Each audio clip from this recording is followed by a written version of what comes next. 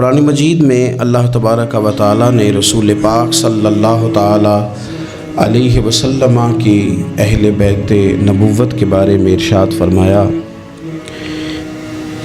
فرمایا کہ اے محبوب علیہ السلام آپ اپنے غلاموں سے یہ فرما دیں کہ لا اسألکم علیہ اجرا، میں تبلیغ دین پر تم سے کوئی اجر نہیں مانگتا۔ روز ہم آیات سنتے ہیں، کبھی غور تو کیا کریں رب فرما کیا رہا ہے۔ وہ بات جو اللہ کے قرآن نے بیان کی ہے اور بالکل محکم اور واضح آیت ہے،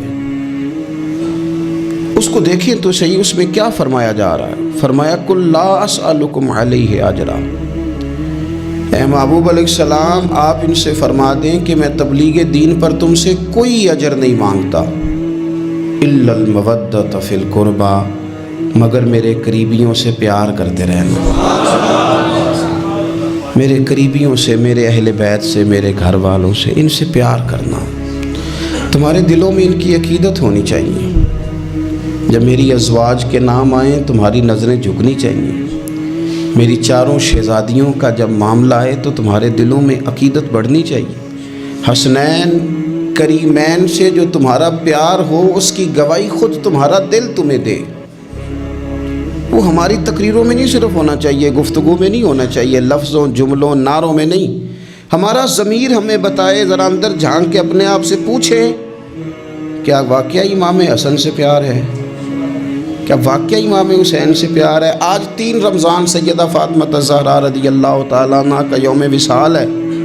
آؤ نا سنگیو، پوچھیں اپنے آپ سے کہ اس عزت والے رسول کی وہ عزت والی بیٹی جن کے بارے میں نبی پاک علیہ السلام نے فرمایا یہ میرے جگر کا ٹکڑا ہے، بدعت منی ہے، میرے جگر کا ٹکڑا ہے، ان کے بارے میں عقیدت کتنی کو ہے ہمارے دلوں میں، کتنی کو عقیدت؟ ہم نے تو الجھا دی، ہر چیز نظر ہو گئی ہماری فرقہ واریت کی، ہر چیز پینٹ چڑھ گئی۔ کسی نے رج کے نام لے لیا صحابہ کرام کا، حضور کے صحابہ کا، حضرت ابوبکر، عمر، عثمان کا، کسی نے ذکر کر دیا حضرت امیر معاویہ کا، تو لوگ پریشان ہو گئے، پتہ کرو یہ خارجی تو نہیں ہو گیا؟ تھرمامیٹر لے کے گھومنے لگے، لوگوں کا ایمان چیک کرنے لگے۔ اور اگر کسی نے رج کے ذکر کیا سیدہ فاطمہ کا، حسنین کریمین کا، تو پریشان ہو گئے، معلوم کرو رافضی تو نہیں ہو گیا؟ امام شافعی سے کسی نے کہا بڑا ذکر کرتے ہیں حضور کی اولاد کا، رافضی تو نہیں ہو گئے؟ آپ فرمانے لگے اگر حضور کی اولاد سے پیار کرنے والے کو رافضی کہتے ہو تو مجھے کہو، میں رافضی کہلانے کو تیار ہوں۔ کہو نا جے کر یار دے نام دا ملے میں نہ انہوں چولی پا لئیے پنجے سٹیے نا، کرو تم نے اگر تو یہ چھوڑ دیں کہ کوئی کیا کہے گا۔ آپ یہ بتائیں کہ دل کیا کہتا ہے۔ خوب پیار کریں عزت والے رسول کی عزت والی بیٹی۔ حضور کی 4 بیٹیاں، سیدہ فاطمہ سب سے چھوٹی ہیں۔ ایک تو چھوٹی تھی اس لیے بڑی پیاری تھی، دوسرا وقت زیادہ گزارا، بڑی صاحبزادیاں شادی پہلے ہو گئی، اپنے گھروں کو رخصت ہو گئی، تیسرا حضور نے نکاح کر کے انہیں رکھ بھی اپنے پاس ہی لیا، اور چوتھا حضور کی نسل بھی سیدہ فاطمہ سے چلی۔ حضرت فاطمہ الزہرا کے ساتھ حضور کا خاص پیار، دوستو خاص دلچسپیاں، خاص محبتیں۔ بیٹیاں ویسے ہی پیاری ہوتی ہیں، بیٹیاں ویسے ہی وفادار ہوتی ہیں، بیٹیاں گھر کے لیے دعائیں ویسے ہی زیادہ مانگتی ہیں۔ بیٹے ویسے 2-3 باتیں ابا کے خلاف سن لیتے ہیں اپنی بیوی سے، اپنی بیگم کے ساتھ بیٹھ کے نا، لمبی نہیں 2-4 باتیں کر لیتے ہیں اپنی اماں کے خلاف، سن لیتے ہیں۔ او پائی تیاں نہیں جو سنتی ہیں، یہ نہیں سنتی، یہ کہتی ہیں تو ساری باتیں کر، میرے ابے کے بارے میں نہ کرنا، یہ سنتی نہیں، سوال ہی نہیں پیدا ہوتا، کیا بتائیں ان کا۔ یہ کہتے ہیں ساری باتیں کر، میرے بھائی کے بارے میں بات، یہ بیٹی ہے نا، اس کا ایک نظام ہے۔ آپ غور کریں نا، یہ بیٹیاں شہزادیاں، ان کا رنگ ڈھنگ رسول پاک صلی اللہ علیہ وسلم نے نا خاص پیار کیا شہزادی کے ساتھ۔ ایک تو وہ جو بیٹیاں دفن کر آتے تھے ان کو بتایا کہ بیٹی کا رنگ کیا ہوتا ہے، انداز کیا ہوتا ہے، اور ایک ہمیں بتایا۔ میں کس طرح یہ بات کروں کہ کھربوں اربوں کروڑوں لاکھوں رکھنے والا باپ بھی بیٹی کو حصہ نہیں دیتا، کہانیاں سناتا ہے، اس کی شادی کر دی تھی، فلانا کر دیا تھا، جس کا 2.5 مرلے کا مکان ہے اس کی بیٹی کا بھی حصہ ہے، اور جو اربوں کا مالک ہے اس کی بیٹی کا بھی حصہ ہے۔ جب اللہ رسول نے رکھا ہے تو کیوں نہیں دیتا؟ یہ نمازیں، عبادتیں، ریاضتیں، تلاوتیں ساری اپنی جگہ، لیکن یہ ظلم کر کے اگر تو جائے گا تو تجھے کھڑا کیا جائے گا حساب کے لیے، یہ جواب دینا ہے سوالوں کا، ان کا حصہ ہے وہ دینا پڑے گا۔ حضور کا کیا طریقہ تھا؟ حضرت عائشہ صدیقہ کہتی ہیں نبی پاک صلی اللہ علیہ وسلم کی خدمت میں جب سیدہ فاطمہ آتی نا تو حضور اٹھ کے کھڑے ہوتے، اور یار میں کس کی بات کر رہا ہوں بھلا، نبی پاک اٹھ کے کھڑے ہوتے، رسول رحمت کھڑے ہوتے، حضور اٹھ کے کھڑے ہوتے، سیدہ فاطمہ کا ہاتھ پکڑ کے چومتے، اور جہاں خود بیٹھے ہوتے اس جگہ سے دوسری جگہ بیٹھ جاتے اور اپنی جگہ سیدہ فاطمہ کو بٹھاتے۔ اتنی شانیں، اتنا، اور صحابہ کہتے ہیں مختلف انداز میں حضور نے ہمیں سمجھایا کہ سیدہ پاک کا مقام کیا ہے، مختلف اندازوں میں حضور نے سمجھایا، مختلف مواقع پہ ہمیں بتلایا کہ ان کے ساتھ تمہارا رشتہ عقیدت کا، احترام کا ہمیشہ رہنا چاہیے۔ حضرت حذیفہ بن یمان رضی اللہ تعالیٰ عنہ فرماتے ہیں، ترمذی شریف کی حدیث ہے، فرماتے ہیں میں نے اپنی ماں سے کہا اماں میں جا رہا ہوں حضور کی بارگاہ میں اور جا رہا ہوں تیری اور اپنی بخشش کی دعا کرانے۔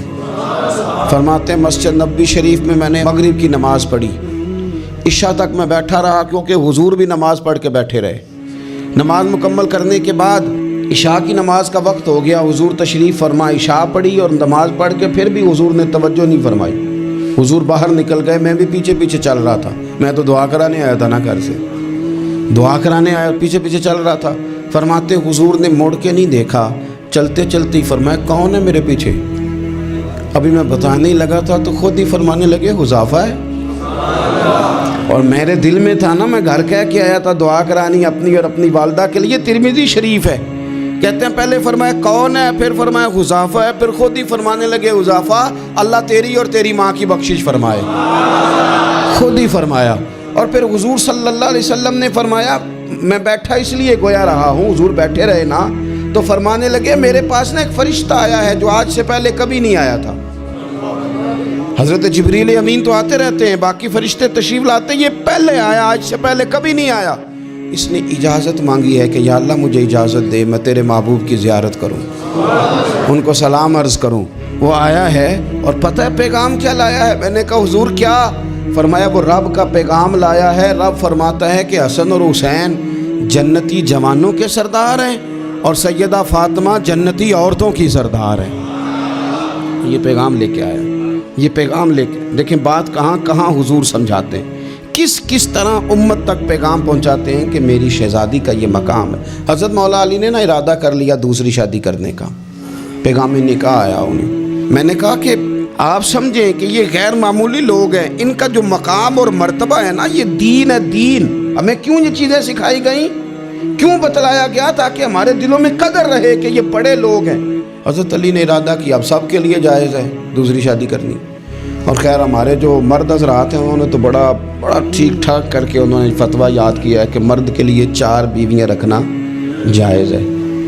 اگلی بات بھی ہے اگر انصاف کر سکے تو، اگر عدل کر سکے تو، یہ اتنی سی بات نہیں ہے صرف کہ 4 رکھنا۔ قرآن مجید نے جہاں اجازت دی ہے نا 7 شرط لگائی ہے، حقوق ادا کرے، ان کے بیچ عدل کرے، عدل نہ کر سکے تو پھر 4 جائز ہے۔ پوری بات بیان، ہم اپنی اپنی مرضی کا لیتے ہیں نا مسئلہ، اگلی بات نہیں اس پہ بات کریں گے بھائی اتنا ٹھیک ہے 4 جائز ہیں، بھائی آگے بھی بڑھو نا، آگے کیا ہے؟ آگے یہ ہے کہ اگر تم عدل کر سکو تو سب کے لیے جائز تھا، ہر ایک نے شادیاں کی تھی، حضور نے بھی نکاح کثرت سے کیے، حضرت علی کو بھی پیغام نکاح آیا۔ سیدہ پاک کے دل میں کچھ خیال آیا، معمولی ہستی نہیں نا، کچھ لوگ ایسے ہوتے ہیں وہ ہنس پڑیں تو پھول کھل جاتے ہیں، اور وہ اداس ہو جائیں نا تو خود بخود خزاں آ جاتی، لگتا ہے آج کوئی اداس ہوا تھا، سارے چمن میں اداسی چھا گئی۔ حضرت فاطمہ اداس ہوئی، پریشان ہوئی، حضور کو پیغام گیا، نبی پاک ممبر پہ بیٹھے، فرمایا سنو لوگو فاطمہ میرے جگر کا ٹکڑا ہے، قربان جائیں۔ یہ بھی انداز ہوتا ہے، فرمایا یہ میرے جگر کا ٹکڑا ہے، جس نے اسے ناراض کیا اس نے مجھے ناراض کیا، جس نے اسے راضی کیا اس نے مجھے راضی کیا۔ پاک رسول کی پاک بیٹی، عزت والے نبی کی عزت والی، شانوں والے رسول کی شانوں، وہ جس نے معزز کیا گھرانے کو، اور حسین پال کے جس نے دیا زمانے کو۔ حضرت علی شیر خدا رضی اللہ تعالیٰ عنہ کہتے ہیں میں حاضر بارگاہ ہوا، حضور آپ جیسے حکم کریں تو حضور نے فرمایا سب کے لیے جائز ہے دوسرا نکاح کرنا، پر جب تک میری بیٹی موجود ہے علی تیرے لیے جائز نہیں، تو نہیں کر سکتا دوسرا نکاح۔ یہ اعزاز ہے سیدہ فاطمہ کا، یہ اعزاز ہے۔ کیوں بھلا؟ اس کی ایک وجہ تو یہ تھی کہ سیدہ جلدی چلی گئی تھی دنیا سے، کل عمر 28 سال پائی ہے سیدہ فاطمہ، کل عمر 28 سال، 28 سال۔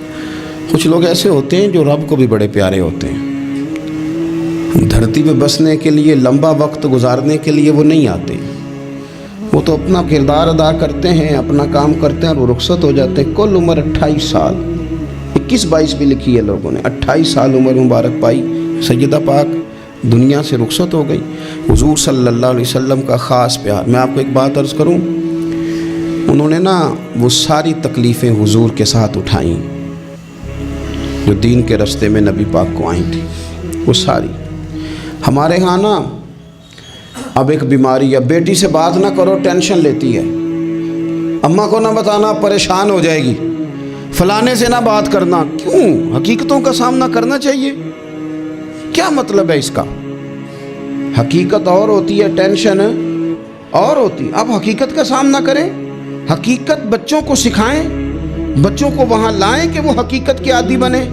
حضور حقائق بتاتے، حقائق۔ بخاری مسلم میں مشکات میں حدیث ہے، حضرت عائشہ صدیقہ رضی اللہ تعالیٰ عنہ ام المومنین فرماتی ہیں حضور نے وصال سے کچھ دن پہلے حضرت فاطمہ کو بلایا اور فرماتی ہیں قربان جاؤں حضرت فاطمہ چلتی بھی اس طرح تھی جو حضور کا طریقہ تھا، بولنا بھی اسی طرح کا تھا جو نبی پاک کا بولنا تھا، رفتار میں گفتار میں حضور کے مشابہ۔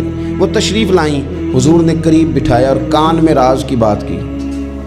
اس کا مطلب ہے کچھ باتیں بیٹیوں سے بھی راز کی کر لینی چاہیے۔ بھائی آپ غور کریں گے اور سمجھیں گے کہ بیٹی سے بھی کبھی کوئی راز کی بات کر لیں۔ حضور نے بلایا اور پھر کان میں کو بات کی، کان میں نبی پاک صلی اللہ علیہ وسلم نے، تو حضرت فاطمہ رونے لگی۔ پھر حضور نے کان میں کو بات کی تو مسکرانے لگی۔ حضور تشریف لے گئے، سیدہ عائشہ صدیقہ رضی اللہ تعالیٰ عنہ فرماتی ہیں میں نے حضرت فاطمہ الزہرا سے کہا کہ فاطمہ کیا کہا حضور نے؟ تو فرمانے لگی میرا اور میرے نبی پاک کا راز ہے، آپ کو میں کیوں بتاؤں؟ تو حضرت سیدہ عائشہ صدیقہ کہتی ہیں میں خاموش ہو گئی۔ کچھ دنوں کے بعد حضور کا وصال ہو گیا، سرکار نے وصال فرمایا تو کچھ دن گزرے تو میں نے کہا فاطمہ میرا تم پر حق ہے، میں تمہاری ماں ہوں، میرا حق ہے، اس حق کی وجہ سے میں کہتی ہوں مجھے وہ بتا دو وہ کیا بات تھی کہ پہلے تم روئی پھر تم ہنسی؟ تو میں نے کہا حقیقتوں سے آگاہ کریں۔ نبی پاک صلی اللہ علیہ وسلم کی شہزادی فرمانے لگی اماں جی حضور نے میرے کان میں کہا تھا کہ فاطمہ ہر رمضان میں جبریل امین ایک قرآن پاک مجھے سناتے تھے، ایک میں انہیں سناتا تھا، اس سال جبریل نے 2 سنائے ہیں۔ فاطمہ مجھے لگتا ہے تیرے باپ کے جانے کا وقت آ گیا ہے، اب میری رخصتی ہے، مصیبت آئے تو صبر کرنا، مشکل پڑے تو حوصلہ کرنا، اپنے آپ کو اپنے رب کریم کے سپرد رکھنا۔ کہتی ہیں جب یہ بات حضور نے بیان کی تو میں رو پڑی، اور پھر نبی پاک نے میرے کان میں کہا فاطمہ میرے بعد جو سب سے پہلے مجھے آ کے ملے گی نا وہ تم ہی ہو، اور یہ بھی یاد رکھنا تم جنتی عورتوں کی سردار ہو۔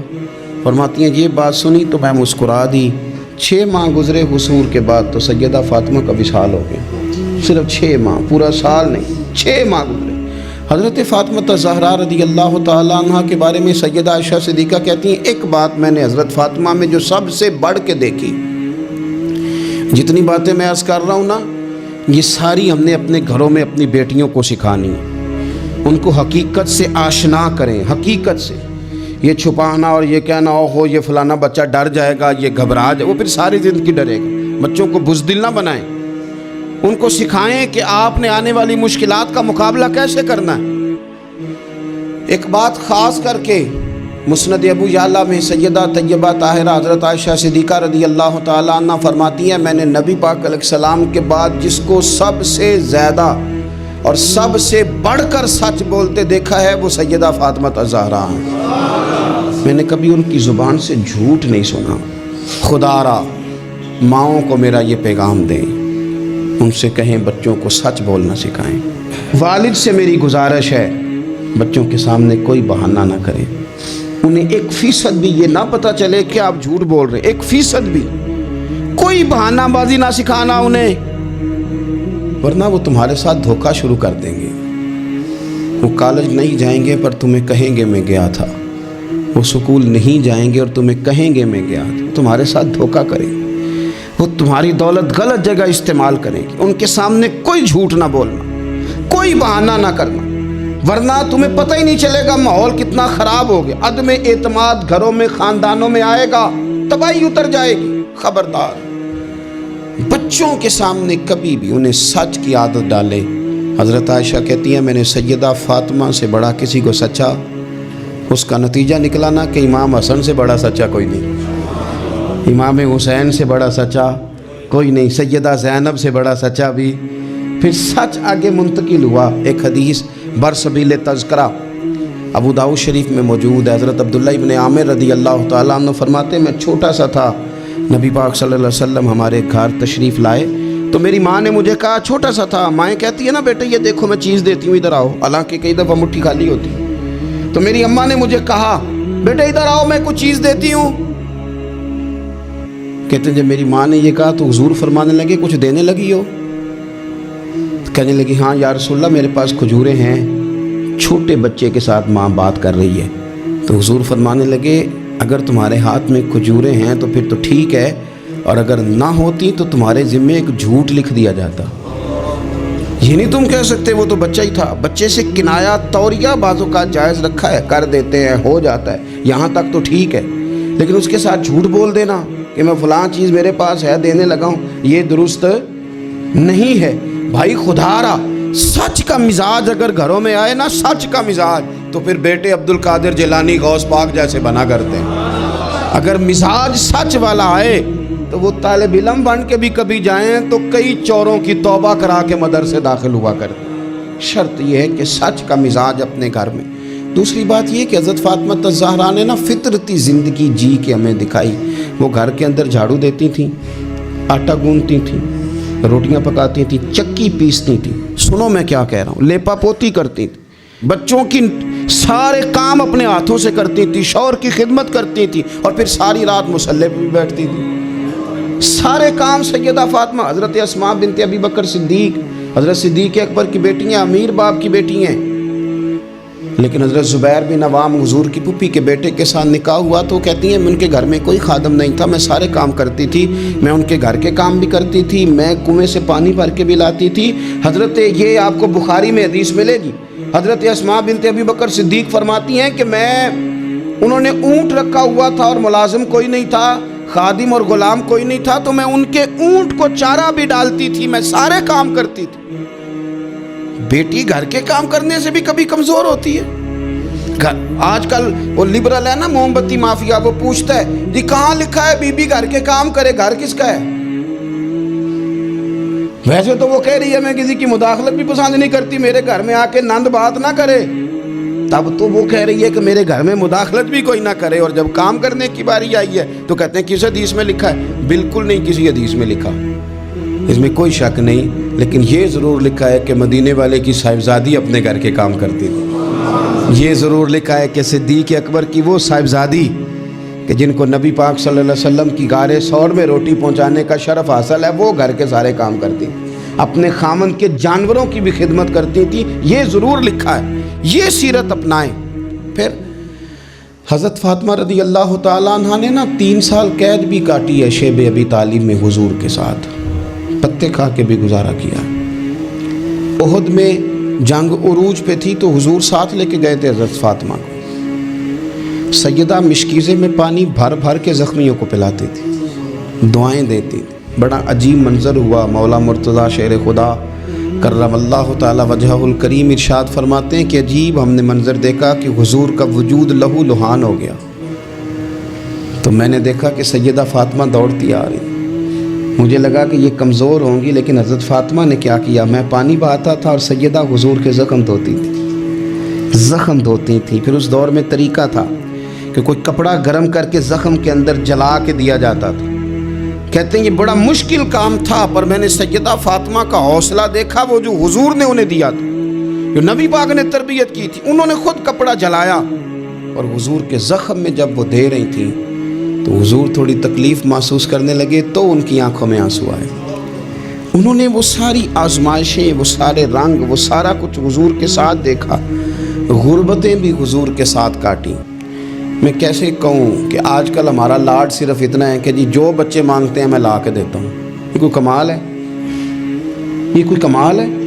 یہ تو آپ نے الجھا دیا انہیں، آپ نے ان کو بگاڑنے میں اور محنت سے انہیں دور کرنے کے لیے آپ نے ظلم کیا ان کے ساتھ۔ جو مانگتے ہیں لا کے، یہ کوئی کام ہے کرنے والا؟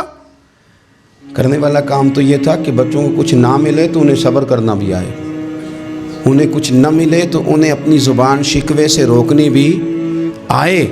حوصلہ اگر آپ دیکھیں نا، حضور فرماتے ہیں کسی باپ کا اپنی اولاد کے لیے سب سے اچھا تحفہ پتہ کیا ہے؟ یا رسول اللہ کیا ہے؟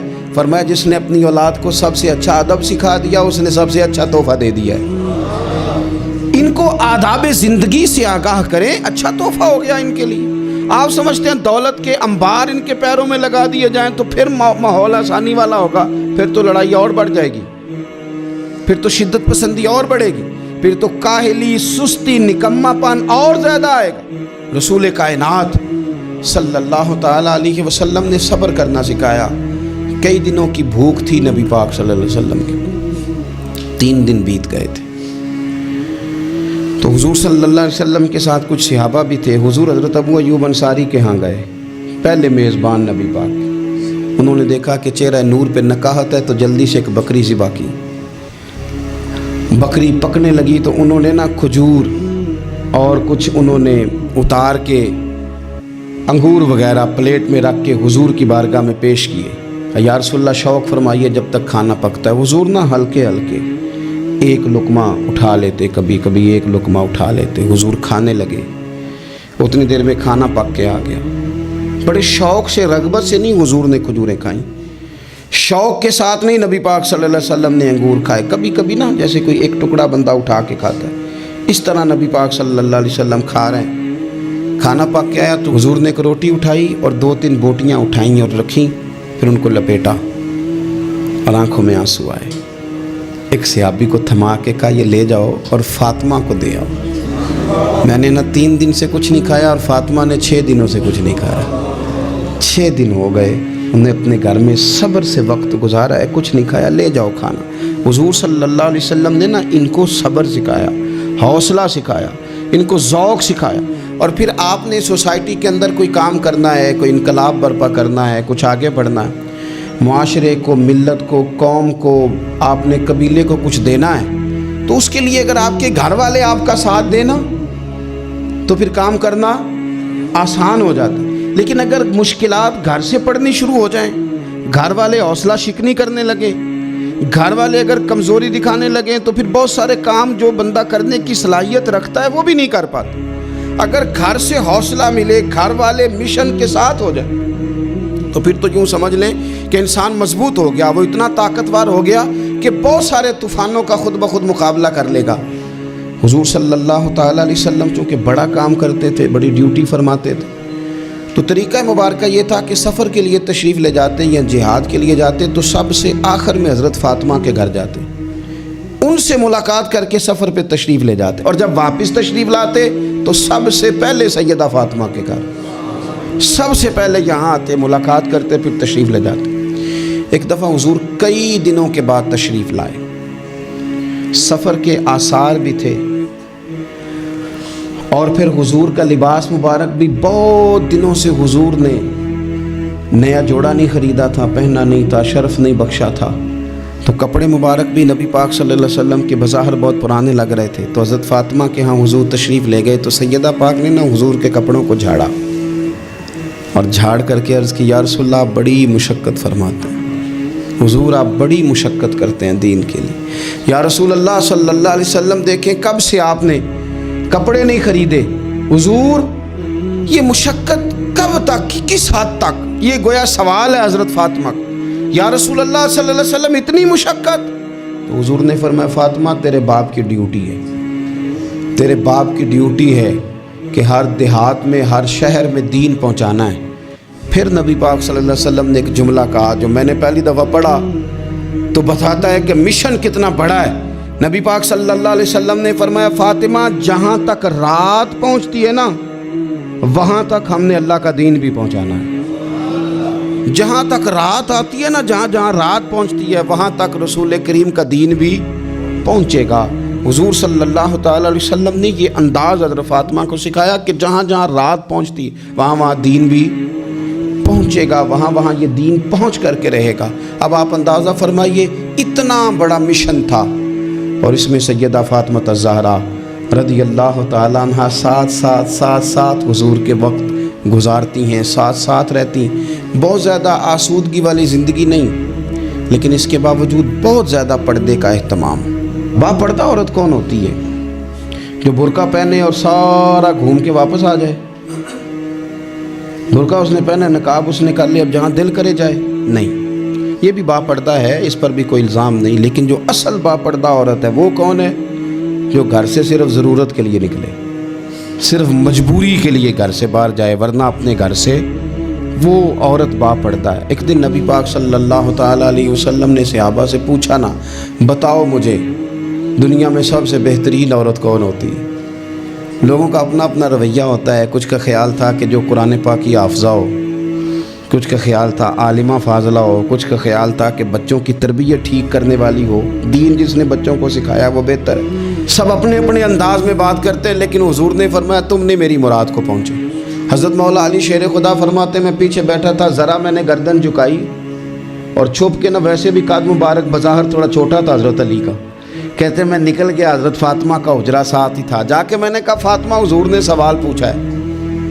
اب میں کس طرح یہ بات کروں کہ مولا علی شیر خدا کا علم، حضور نے فرمایا کہ میں علم کا شہر ہوں تو علی دروازے ہیں، تو اگر حضرت علی بھی کسی سے مسئلہ پوچھنے جائیں تو پھر بتاؤ نا کہ سیدہ فاطمہ کا علم کتنا شاندار ہوگا، ان کے علم کا کیا مرتبہ اور مقام ہے کہ حضرت فاطمہ سے پوچھا جا کے، کہا فاطمہ آج نہ حضور نے سوال پوچھا ہے تو سب صحابہ محو حیرت ہیں۔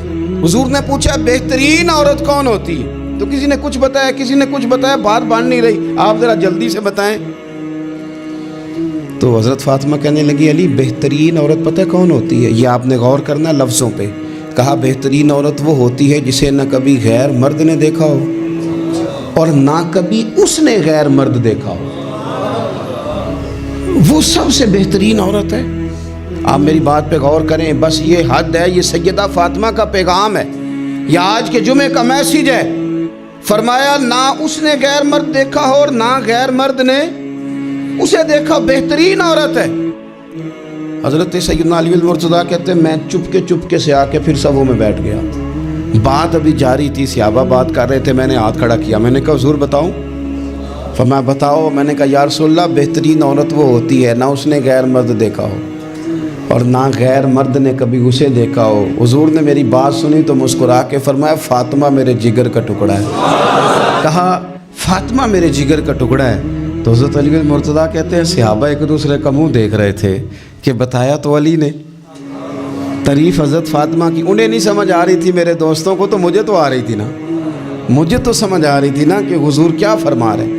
تو سیدہ فاطمہ الزہرا وقت وصال آ گیا، 6 ماہ حضور کے بعد گزارے پر آنکھوں سے آنسو خشک نہیں ہوئے، اور عجیب سیرت نگاروں نے باتیں لکھی ہیں، حضور کی اونٹنی بھی آ کے نا حضور کے بعد حضرت فاطمہ کے دروازے پہ بیٹھی رہتی تھی، حضور کی اونٹنی بھی، وہ جو حضور کے جانور تھے نا وہ بھی سیدہ فاطمہ کے دروازے پہ آ کے بیٹھے رہتے۔ 6 ماہ یوں ہی گزرے، پھر ایک دن حضرت مولا علی شیر خدا کو بلا کے کہا کہ علی بس ایک بات کا خیال رکھنا، جنازہ میرا رات کو اٹھانا، رات کو پردوں میں چھپ کے وقت بتایا ہے، تو اب بھی چاہتی ہوں کہ میرے جنازے کو، میری چارپائی کو بھی غیر محرم نہ دیکھیں۔ اور پھر فرمایا کہ حضرت اسماء کو بلا کے کہا کہ میرا جنازہ رات کو اٹھایا جائے اور پردے کا خاص اہتمام کیا جائے۔ تو انہوں نے کہا میں نے حبشہ میں ایک طریقہ دیکھا ہے کہ عورتوں کو جنازے کو اوپر سے کئی چادروں کے ساتھ ڈھانپ دیا جاتا ہے، فرمایا بس وہی میرے ساتھ بھی کرنا۔ رات کو ہی جنازہ اٹھا، تو شاید مدینے میں آج کوئی آنکھ ایسی نہیں تھی جو خشک رہی ہو۔ حضرت عمر جیسے لوگ بھی روئے، حضرت ابوبکر صدیق جیسے لوگوں کی آنکھیں بھر آئیں، سیدنا عثمان غنی رضی اللہ تعالیٰ عنہ بھی ایک کونے میں بیٹھے تھے۔ کئی منٹوں تک سیدہ عائشہ صدیقہ رضی اللہ تعالیٰ عنہ بولی نہیں۔ لوگوں نے کہا ہوا کیا؟ فرمانے لگی آج حضور کی تصویر کی رخصتی کی باری آئی ہے، آج تصویر حضور کی جا رہی ہے۔ رات کو جنازہ سیدہ فاطمہ نے وصیت کی جاتے ہوئے بھی غیر محرم کی نظر نہ پڑے۔ امام سیوطی نے حدیث لکھی ہے، میرے نبی پاک نے فرمایا دن ہوگا قیامت کا، اللہ فرشتوں سے فرمائیں گے نظریں جھکا لو۔ اہل محشر سے کہا جائے گا ذرا اپنی نظریں جھکا۔ یہ اہل محشر کون ہوں گے؟ ولی، غوث، کتب، صلحاء، اتقیاء، علماء۔ اپنی گردنیں جھکاؤ، نظریں جھکاؤ، کیا ہونے لگا ہے؟ کہا محمد کی بیٹی فاطمہ کی سواری گزرنے لگی ہے۔ یہ موقع حیا کا ہے، سیدہ فاطمہ کی سواری گزرنے لگی ہے۔ یہاں چونکہ انہوں نے پردوں میں وقت گزارا ہے تو صبح قیامت بھی پردوں کے اندر وہ جائیں گی۔ میرے اعلیٰ حضرت فرماتے ہیں سیدہ زاہدہ طیبہ طاہرہ، اور فرماتے ہیں جان احمد کی راحت پہ لاکھوں سلام۔ جان احمد کی راحت پہ، حضور کی جان کی راحت ہیں سیدہ فاطمہ، جان احمد کی راحت۔ اور پھر فرماتے ہیں آب تطہیر سے جس میں پودے جمے، اس ریاض نجابت پہ لاکھوں سلام۔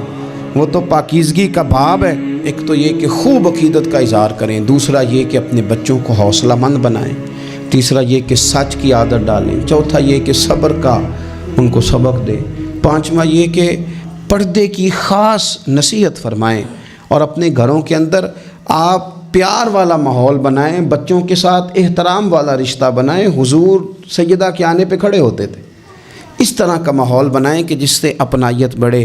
اللہ کے حضور دعا ہے اللہ تعالیٰ ان کے صدقے ہماری اولادوں پہ فضل فرمائے۔